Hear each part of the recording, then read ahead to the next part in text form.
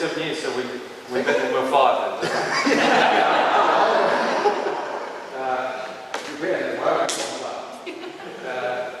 Some of you I haven't met before, as a matter of fact. I guess you haven't had a chance to train together yet before, but in New Zealand, being somewhere I've been coming to since regularly to GKR Karate since 1993. That's probably before some people in this room were born, I can see. But yeah, a long time, and Anthony and Nick have been in now for 13 years or so. 13. So time rolls on, and GKR as well, over 25 years established here in New Zealand, and it's fantastic to keep coming back.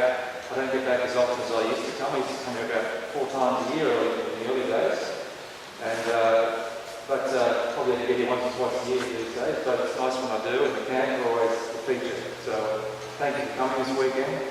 I know, irrespective of where you travelled from, you had to give up your weekend to be here, and probably drive your other half to have the weekend away and spend it obsessing with your little passion, your karate journey. So I appreciate the time and the money and so forth, and whatever else we're going to do this weekend if you decided to do without to be here. I do appreciate that. So thank you. Okay, we'll get into training. We've got 2 3-hour sessions today and 1 4-hour session tomorrow. And generally speaking, at camp, it's difficult to spend time just on one visit covering lots of specific techniques. We will do techniques, but what I'd like better to do at camp is to teach principles or focus on principles. And principles aren't quite the same they're not the same as techniques.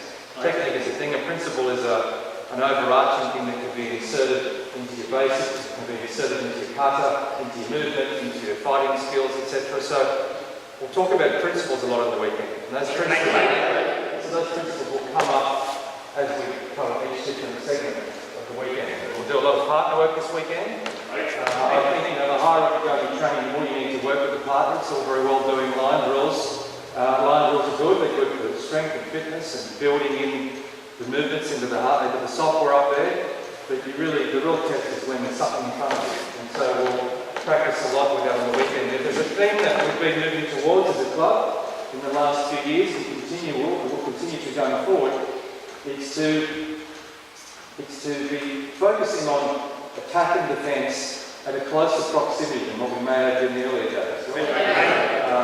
Sparring, obviously, is something that's a feature of our style, and sparring is done at a bit more of a range. And when you get in close, and you're really close together, often you'll pull apart and start again. That's kind of the arrangement of sparring. There's nothing wrong with that. It certainly gets you in the mindset of seeing things coming at you and acting in a spontaneous fashion, unchoreographed, and testing your reflexes and movement. So that's all good, but as time goes on, we are closing that distance and practicing training at that closer distance and opening up our minds to what some of the stuff that we've been doing in line drills can actually be used for at close range. A lot of the stuff we learn can't be used at long range. And so therefore, when you practice all your techniques and your kihons, and then you start sparring, you probably put 80% of what you learn in kihon on the shelf while you're sparring. You're not utilising any of the traditional style blocks, you're not doing anything much with your stances other than moving in and out and staying low. And so the longer you train, the more you discover that there's all these little hidden, let's call them hidden, because you didn't know they were there originally, aspects to the training. It's a bit of a cliche, it's like peeling off the onion, load the onion, and peel another one, you realise there's more in it than you thought there was in it. So we're trying to remain very progressive as a club and continuing to peel off those layers and look more and more what's in it, so that we can, I suppose, obtain the full benefit of what we're learning and learn how to use all of what we train in kihon, not just put, kata, which is for aesthetic, and kumite, which is just in and out and distance and straight punches and kicks, and then your kihon, which is your calisthenic side of it. All of that does blend together well, and so I suppose the karate training is all about how to weave those into each other so that they create a fighting style. We'll be practicing obviously several kata over the weekend. We probably won't go through all the kata from A to Z, but we'll get some done today, and tomorrow we'll probably spend an hour and a half just on your 2 or 3 kata or 4 kata that you're working on. And even that sometimes you think to yourself, oh, we only did 5 or 6 kata over the weekend. Well, we've got to remember that kata is in fact a time capsule of an old master's fighting style. And he might have done cypher for 10 years. Miyagi probably did nothing but cypher for 10 years. It was his thing. He fought a certain way and he built it into a time capsule, right, which is a cycle, which could be cycle, which is a chance for him to practice it by himself and teach it to other people to practice it by themselves. And that was his karate. We might spend an hour on cycling, so we better move on to backside now. We better get moving and then move on to the next kata, which someone else might have worked on for 10 years, or, you know. So it's very easy to feel like our attention span has to be, you know, appeased, where we do this and then we move on to the next one. But let's not forget that each kata in its own right is kind of like a little package, fighting system package. And as time goes on more, we've started, we do trips every couple of years, Okinawa. We've started sort of paying more attention, and certainly Okinawa and karate has become more prominent even online now. Up until 5 years ago, most of the karate bunkai and stuff online was all Japanese. There's nothing wrong with that, it's just that karate didn't originate in Japan. Karate originated in popular karate did, but karate actually originated prior to that in Okinawa via China and other things. So the more you go back to the roots of it, you find out how that fighting style started, the more you realise it's not just the kata and then the kumite.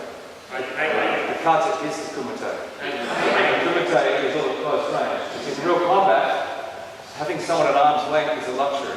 It's not going to happen at arm's length. You're actually quite safe when everything's out there. Right? You're not safe when everything gets in here.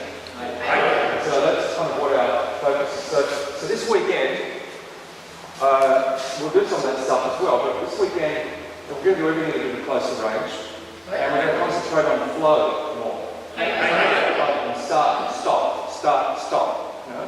1 2 punches and stand up straight. We're going to work on always having redundancy built into our attacks, and by redundancy what I mean by that is if the first one doesn't work, there's another one, and then there's another one, and there's another one. So you get better at throwing techniques in groups. And likewise in defence, right? So you know, a blue belt, you throw one punch to the blue belt, they'll block it. You throw 2 punches, they'll block the first one, you hit them with the second one. A brown belt, you throw first 2 punches, they'll block both of those, and you'll get it with the third one. Black belt, you might throw 3 or 4 punches, they'll block the first 3 or 4, and you get it with the 5th one.